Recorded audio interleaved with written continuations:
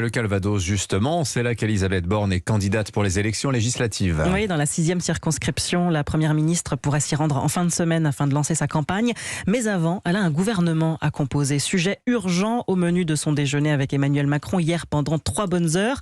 Une fois le gouvernement formé, le premier conseil des ministres devrait intervenir jeudi ou vendredi. Alors, quelle sera la couleur politique de cette équipe de France? La question se pose après la nomination d'une première ministre de gauche. Oui, nomination qui rassure l'aile gauche de la Macronie. Elle trouvait que ça penchait trop à droite jusqu'à présent.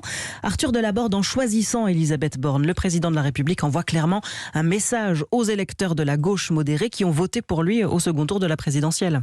Oui, la nomination d'Elisabeth Borne est d'abord une manière de passer à l'offensive contre Jean-Luc Mélenchon et sa NUPES, clairement désignés par Emmanuel Macron comme les principaux adversaires pour la bataille des législatives. C'est en tout cas ce que pense le député de l'aile gauche de la majorité, Sacha Houlié. Il suffit de regarder l'impolitesse et l'indélicatesse des dirigeants de gauche, dont l'insoumis en chef, pour se rendre compte que la nomination d'Elisabeth Borne est réussie, à tel point elle les gêne en réalité, parce qu'elle a fait pour la protection des accords de Paris, pour la transition écologique, pour l'emploi, pour finalement l'émancipation par le travail. Et puis dans son message pour l'égalité des sexes, c'est un très bon message et il est reçu comme tel. La promotion de l'ancienne ministre du Travail permet aussi au président de rassurer son aile gauche qui a vu 2 personnalités issues de la droite s'installer à Matignon ces 5 dernières années, et ce au moment où certains cadres dénonçaient la place réduite accordée aux formations incarnant la gauche de la Macronie comme territoire de progrès ou en commun, des formations qui, contrairement à Horizon d'Édouard Philippe, n'ont pas obtenu l'aval de l'Élysée pour créer un groupe à l'Assemblée nationale. Arthur Delaborde du service politique d'Europe 1.